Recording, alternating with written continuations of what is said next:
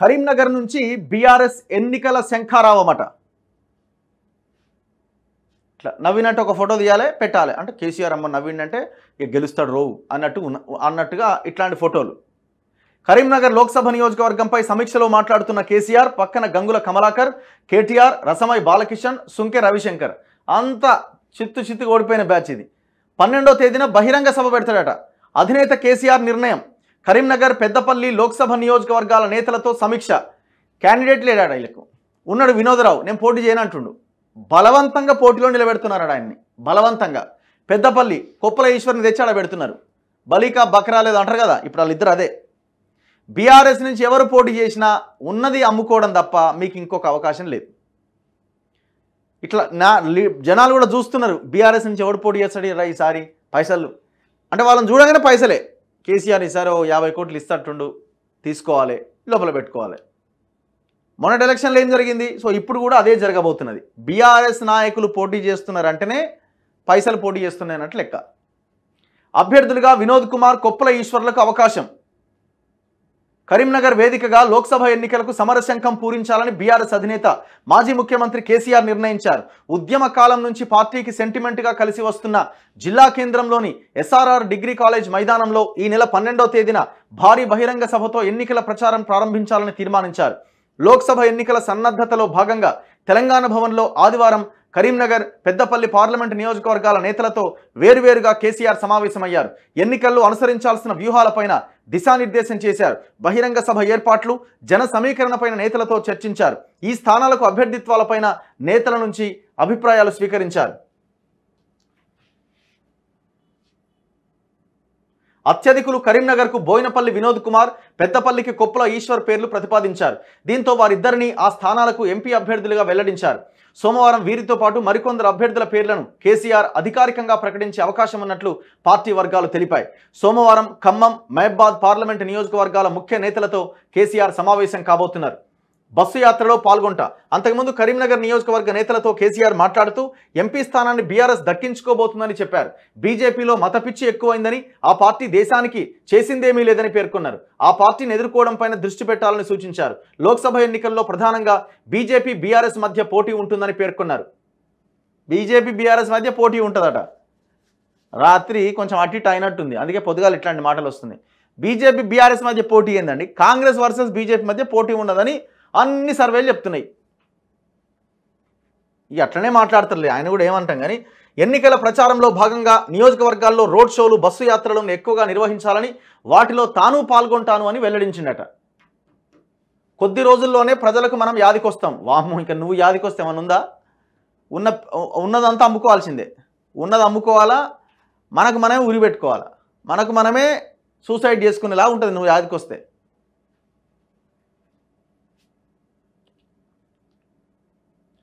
NT Ramarao వంటి నాయకులే ఇందుకు అతీతం కాదని చరిత్ర చెప్తోందట. ఎలక్షన్లకు ముందు ఇది గుర్తుందా నీకు?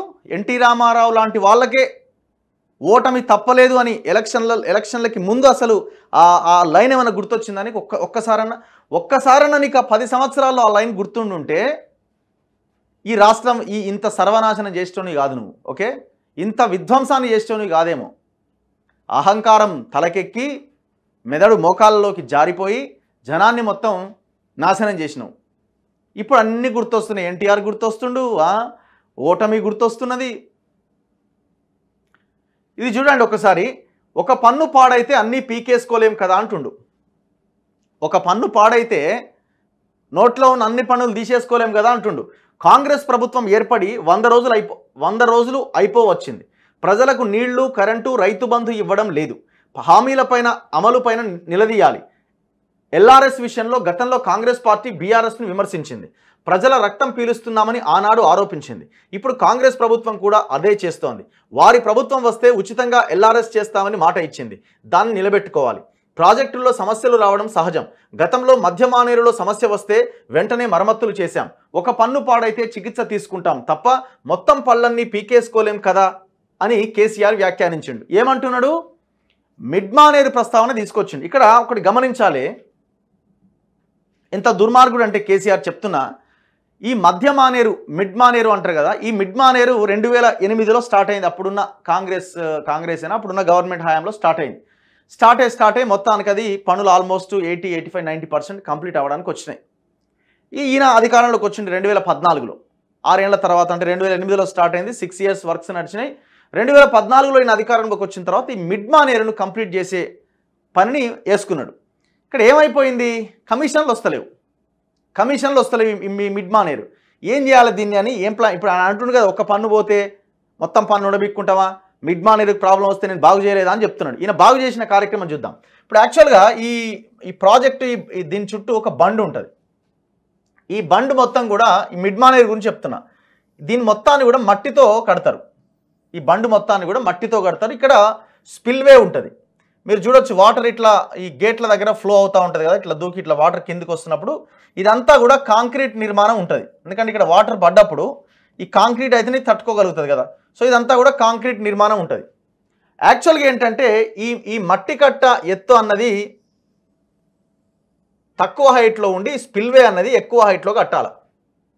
మనోడు తెలివైంది అనుకుంటున్నారు. ఇప్పుడు ఈ పైసలు రావాలిగా, ఎట్లా చేయాలా, వస్తలేవు, కమిషన్లు వస్తలేవు, ఏం చేయాలా, దీన్ని ఏం చేసిండు, ఈ మట్టి కట్ట ఎత్తుని పెంచిండు, ఈ స్పిల్వే హైట్ని తగ్గించిండు. దీనివల్ల ఏమైంది, ఈ వాటర్ ఫ్లో వచ్చి వరద వచ్చి ఈ మట్టిని మొత్తాన్ని కొట్టేసింది. ఈ మట్టి మొత్తం కొట్టుకుపోయింది.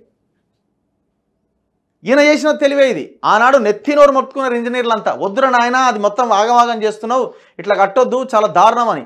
అందరి పాత్ర ఉన్నది ఇందులో, కాంట్రాక్టర్ది, అందరిది. మొత్తానికి ఆ మట్టి అంతా కొట్టుకుపోయేలా చేసిండు. కాంట్రాక్టర్ని పిలిపించి ఇగో నీ ఇప్పుడు సెక్యూరిటీ డిపాజిట్స్ ఉంటాయి. దేనికి, కాంట్రాక్టర్ ఏదన్నా దొంగ పని చేస్తానో, పని చేయకుండా పోతానో, ఆయన కట్టిన డిపాజిట్స్ అట్లా ఉంటాయి. ఆ సెక్యూరిటీ డిపాజిట్స్ అన్ని కాంట్రాక్టర్కి ఇచ్చేసి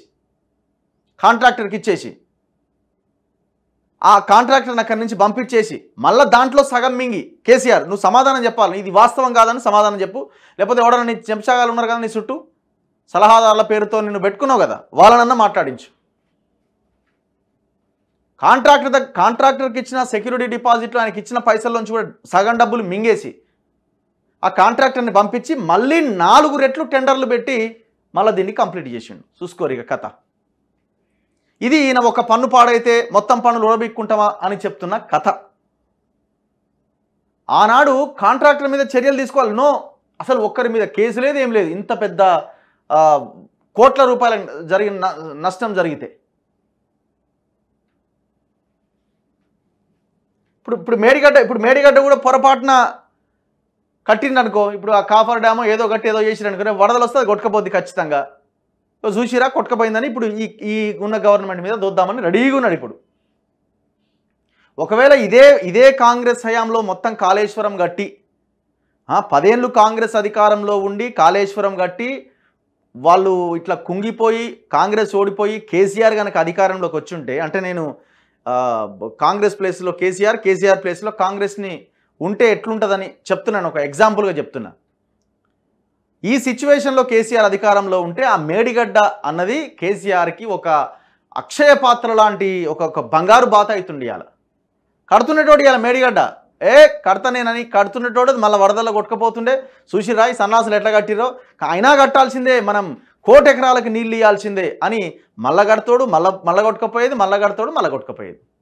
పైసలు ఇక ఇదంతా మొత్తం ఆ గవర్నమెంట్ మీద దోషేస్తాడు. చూసిరా ఈ దుర్మార్గులు ఎట్లా కట్టిరో, ఇట్లాంటి ప్రాజెక్టులా మనం కట్టుకునేది అని. నీ మిడ్ మానేరు సంగతి ఇది ఎవడన్నా చెప్పమని, ఇది వాస్తవం కాదేమో. నీ కక్కుర్తి కోసం, నీ కమిషన్ల కోసం ఆ మిడ్ మానేరు స్పిల్వే హైట్ తగ్గించి ఆ మట్టిని కొట్టుకుపోయేలాగా చేసి, ఆ ప్రాజెక్ట్ని కొట్టుకుపోయేలాగా చేసి పైసలు దొబ్బినవు. ఎవరినన్నా చెప్పమని ఇది వాస్తవం కాదేమో.